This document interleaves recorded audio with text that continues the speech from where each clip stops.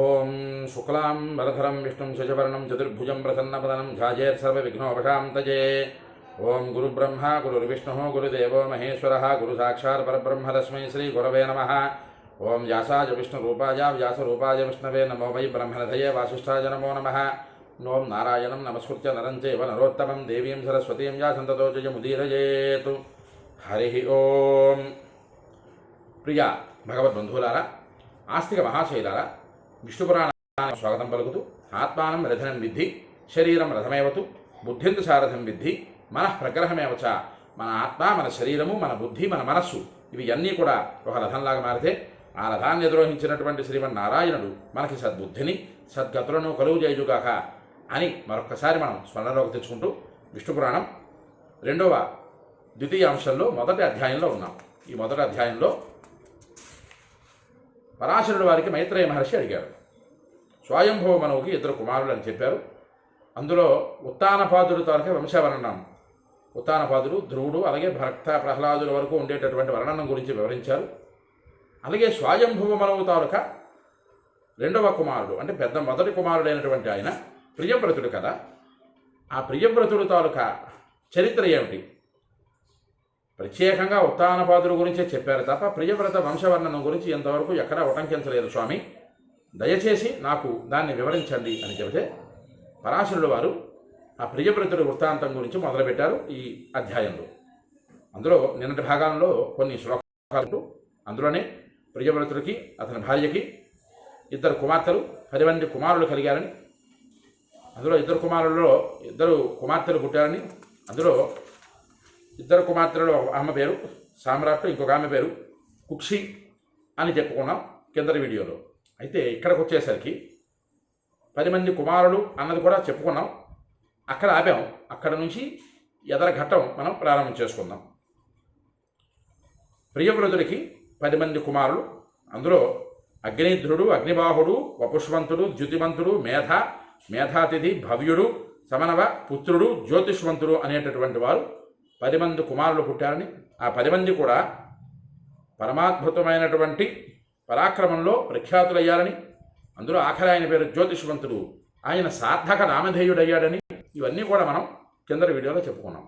ఇక్కడ నుంచి వచ్చినటువంటి ఘట్టం ఎవరెవరికి ఆ తండ్రి అయినటువంటి ప్రియవ్రతుడు ఏ ఏ ద్వీపాలకి రాజుగా అధిష్ఠించాడు వాళ్ళని అని ఇక్కడ ఈ ఘట్టంలో మనకి వస్తుంది. అదన్నీ కూడా మనం వివరం తెలుసుకుందాం.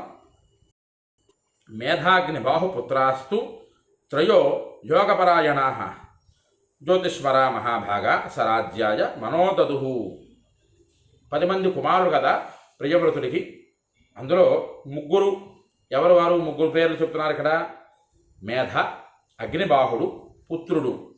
ఈ ముగ్గురు కూడా బ్రహ్మజ్ఞానైక యోగపరాయణులు, పూర్వజన్మ స్మరణ కలిగిన మహాభాగులు, రాజ్యభోగాల యందు లాలస లేనటువంటి వారు, రాజ్యభోగాల యందు మనస్సుకి మక్కువ పెట్టేవారు కాదు. ఇంకా చెప్పుకోవాలంటే రాజ్యభోగాల యందు మనస్సు పెట్టినవారు కాదు. ఎవరు? అగ్ని, మేధ, అగ్నిబాహుడు, పుత్రుడు అనేటటువంటి ప్రియవ్రతుని కుమారులు ముగ్గురు. 10 మందిలో ముగ్గురు కూడా బ్రహ్మజ్ఞాన యోగపరాయణులు. బ్రహ్మ పదార్థం గురించి వారు ఎల్లప్పుడూ కూడా తపస్సు చేస్తూనే ఉంటారు.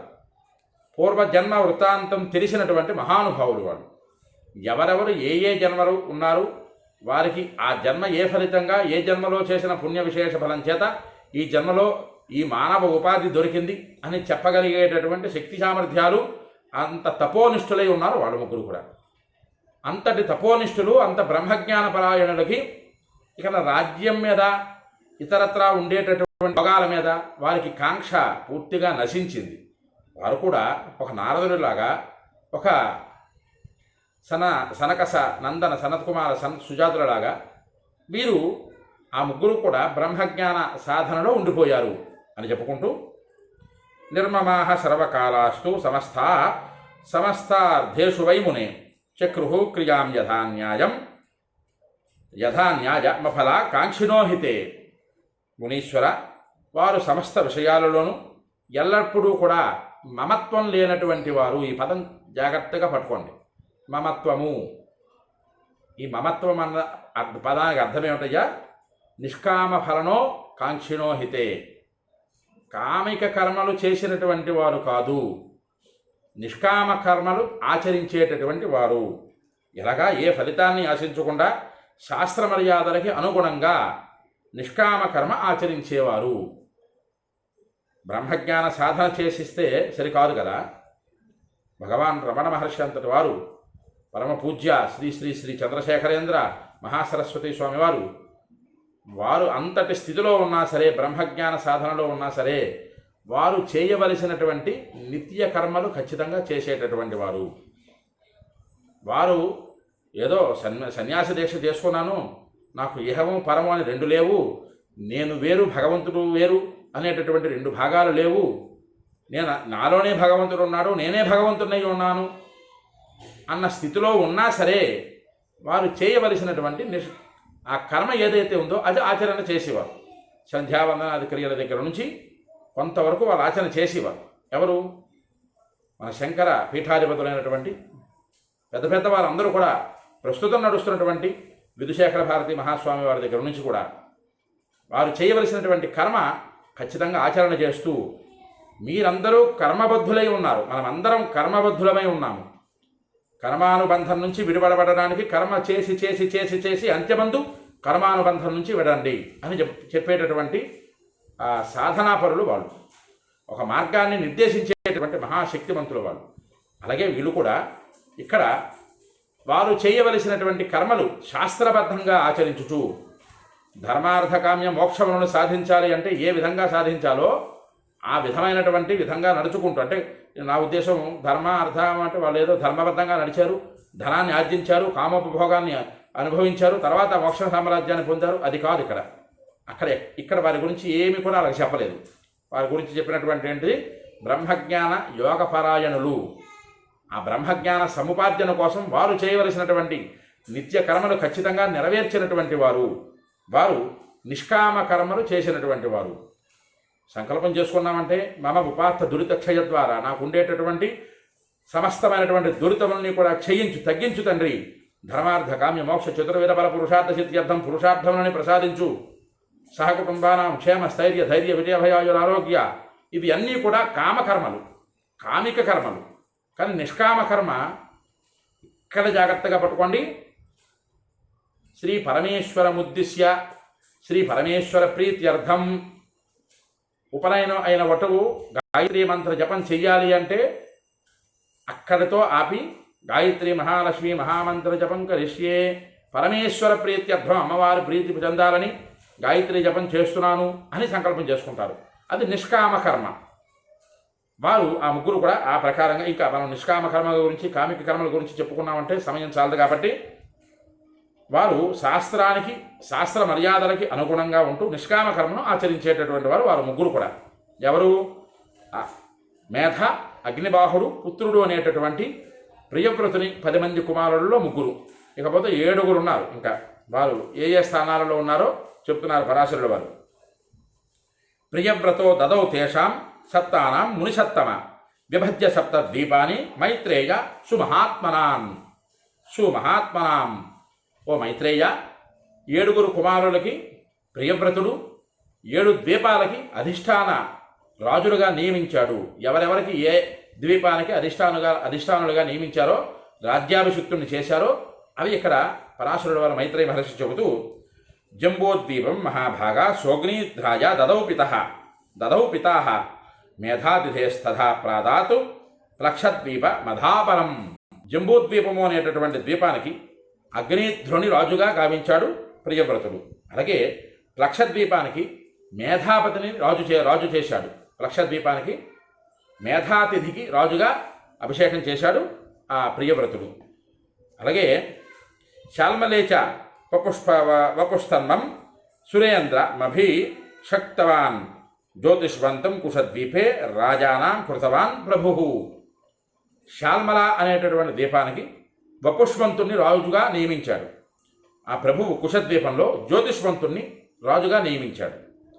ద్యుతిమంతంచ రాజానాం క్రౌంచద్వీపే సమాదిశతు శాఖద్వీపేశ్వరం దాపి భవ్యం చక్రే చ సప్రభు సవనం పుష్కరద్వీపే రాజానం సమకారయతు.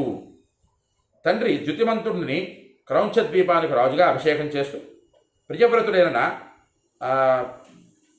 ప్రియవ్రతుడు శాఖద్వీపానికి అధిపతిగా భవ్యుణ్ణి నియమించాడు. పుష్కర ద్వీపానికి రాజుగా సవనుని నియమించాడు. మొత్తం ఈ ప్రకారంగా 7 ద్వీపాలకి 7 కుమారుల్ని రాజుగా అభిషేకం చేయించాడు ఆ ప్రియవ్రతుడు. జంబూద్వీపేశ్వరే యస్తు హ్యగ్నిద్రో మునిసత్తమ తస్య పుత్ర బభూవస్తే ప్రజాపతి సమానవా. ఓ మునిశ్రేష్ఠ మైత్రేయ మహర్షి, జంబూద్వీపానికి చక్రవర్తి అయినటువంటి అగ్నిధ్రుడు అని ఆయన ఉన్నారు కదా, ఆయనకు ప్రజాపతులలో సమానమైనటువంటి 9 కుమారులు జన్మించారు. ఎవరికి? అగ్నిధ్రుడు అంటే ప్రియవ్రతుని తాలూకా కుమారుడు అగ్నిధ్రుడు. ఈ అగ్నిధ్రుడు జంబూద్వీపానికి మహారాజు, చక్రవర్తి. అతనికి దక్ష ప్రజాపతి, కశ్యప ప్రజాపతి, అలాగే అలాంటి ప్రజాపతులకి సమానమైనటువంటి శక్తి కలిగినటువంటి 9 కుమారులు ఈ అగ్నిధ్రుడికి జన్మించారు. వారి పేర్లని ఇక్కడ ఉటంకిస్తున్నారు పరాశరుల వారు. చాలా జాగ్రత్తగా ఆలకించండి. నాభి కింపురుషశైవ హరివర్ష ఇలాభృత రమ్యో హిరణ్వాన్ షష్ఠశ్చ కురు భద్రాశ్వయేవ చ కేతుమాలాస్తథైవాన్యః సాధుజ్యేష్ఠో భవన్ నృపః జంబూద్వీప విభాగాంశ తేషాం విప్రనిశామయ. ఈ అగ్నిధ్రుడికి ప్రజాపతులు అంతటి శక్తి కలిగినటువంటి కుమారులు 9 పుట్టారని వారి పేర్లు ఇక్కడ ఉటంకిస్తూ నాభి, కింపురుషుడు, హరివర్షుడు, ఇలావృతుడు, రమ్యుడు, 6వ వాడైనటువంటి హిరణ్వంతుడు, కురువు, భద్రాశ్వుడు, చివరి వాడైనటువంటి సాధు కార్యాలు చేసేటటువంటి నృపసత్తుడు అనేటటువంటి 9 కుమారుడు, నృపసత్తుడు అయినటువంటి కేతుమాలుడు అనేటటువంటి 9 కుమారులు అగ్నిధ్రుడికి ఓ విప్రోత్తమ వారు కలిగారు. వారికి జంబూద్వీపం తాలూకా రాజ్యంలో ఆ 9 కూడా ఎవరెవరికి ఏ భాగాలని పంచిపెట్టారు అనేటటువంటి ఘట్టం ఇక్కడ పరాశరుల వారు చెబుతున్నారు. 7 ద్వీపాలు అనుకున్నాం కదా, అందులో జంబూద్వీపం, లక్షద్వీపం, క్రౌంచద్వీపం, సాల్మలై ద్వీపం, శాఖద్వీపం, ఇలా 7 ద్వీపాలు. ఈ 7 ద్వీపాలలో 7 కుమారుల్ని ప్రతిష్ఠించాడు ప్రియవ్రతుడు. అందులో మొదటిది జంబూద్వీపానికి అధిపతి అయినటువంటి అగ్నిధ్రుడికి 9 కుమారులు కలిగారు. ఈ 9 కూడా ఆ జంబూద్వీపాన్ని 9 భాగాలుగా విభజించి ఆ అగ్నిధ్రుడు ఒక్కొక్క భాగానికి ఒక్కొక్కరిని రాజుగా అభిషేకం చేశారు అని చెబుతూ పిత్రాదత్తం హిమాహ్వంతం వర్షం నాఖేస్తు దక్షిణం హేమకూటం తథా వర్షం దదౌ కిం పురుషాయనః. అందు దక్షిణ భాగమైనటువంటి హిమము అనే పేరు గల భారతవర్షం జాగ్రత్తగా నాభికి తండ్రిచే పంచిపెట్టబడింది. నాభి అనేటటువంటి ఆయనకి భారతవర్షం అంటే భరతవర్షము, హిమము అనేటటువంటి పేరు కలిగినటువంటి భరతవర్షము, ఆ భరతవర్షానికి నాభి అనేటటువంటి ఆయనకి రాజుగా నియమించాడు అగ్నిధ్రుడు. అలాగే హేమకూటం అనేటటువంటి వర్షానికి కింపురుషుడు అనేటటువంటి రాజుగా అభిషేకం చేశాడు. అలాగే తృతీయం నైషధం వర్షం హరివర్షాయ దత్తవాన్ ఇలావృతాయ ప్రదదౌ మేరుర్యత్రు మధ్యమః. మూడవదైనటువంటి నైషధ వర్షాన్ని హరివర్షునికి ఇచ్చాడు అగ్నిధ్రుడు. మేరు పర్వతం మధ్య భాగంలో ఉన్న ఇలావృత వర్షాన్ని ఇలావృత్తునకు అగ్నిధ్రుడు రాజ్యాభిషేకం చేశాడు. నీలాచలాశ్రితం వర్షం రమ్యజా ప్రదదౌపిత శ్వేతం తదుత్తరం వర్షం పిత్రా దత్తం హిరణ్వతే. ఇక్కడ ఆ పరాశరుడు వారు చెప్తున్నట్లుగా అగ్నిధ్రుడు ఇంకా జంబూద్వీపంలో ఉండేటటువంటి వర్షాలు ఇలావృత వర్షే భరత వర్షే అని మనం ఈరోజు సంకల్పం చెప్పుకుంటున్నాం కదా, ఆ సంకల్ప విధానంగా ఆ వర్షాన్ని పంచిపెడుతున్నాడు. నీలపర్వతం ఉన్న వర్షాన్ని తండ్రి రమ్యునికి ఇచ్చాడు. అలాగే దానికి ఉత్తరంగా ఉన్న శ్వేతవర్షాన్ని హిరణ్వంతునకు తండ్రి పంచిపెట్టాడు అని చెప్పు. యదుత్తరం శృంగవతో వర్షం తత్ కురువే దదౌ మేరోహ పూర్వేణ యద్వర్షం భద్రాశ్వాయ ప్రదత్తవాన్. అదేవిధంగా ఉత్తరంగా ఉండేటటువంటి శృంగవంతం అనేటటువంటి వర్షాన్ని, పర్వతమున్న వర్షాన్ని కురువు అనేటటువంటి కుమారుడికి ఇచ్చాడు అగ్నిధ్రుడు. మేరు పర్వతానికి తూర్పు దిక్కుగా ఉన్న వర్షాన్ని భద్రాశ్వనుకు ఇచ్చాడు అగ్నిధ్రుడు. గంధమాదన వర్షస్తు కేతుమాలాయ దత్తవాన్ ఇత్యేతాని దదౌ తేభ్యః పుత్రేభ్యః సరేశ్వరః. గంధమాదన వర్షాన్ని కేతుమాలునికి, అదేవిధంగా సర్వేశ్వరుడైనటువంటి అగ్నిధ్రుడు తన తొమ్మండుగురు కుమారుడికి 9 వర్షాలని విభజించి ఇచ్చాడు.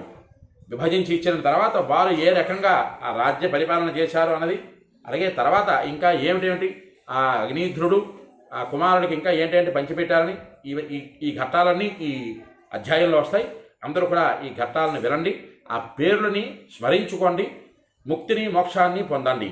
ఎవరికైతే ఈ వీడియో నచ్చుతుందో వాళ్ళందరూ కూడా లైక్ చేయండి, షేర్ చేయండి, మీ అమూల్యమైన మాటని కామెంట్ రూపంలో పంపించండి. విష్ణు పురాణాన్ని మీరు వినండి, తరించండి, 10 మంది చేత వినింపజేసి తరింపజేయండి. హరి ఓం స్వస్తి.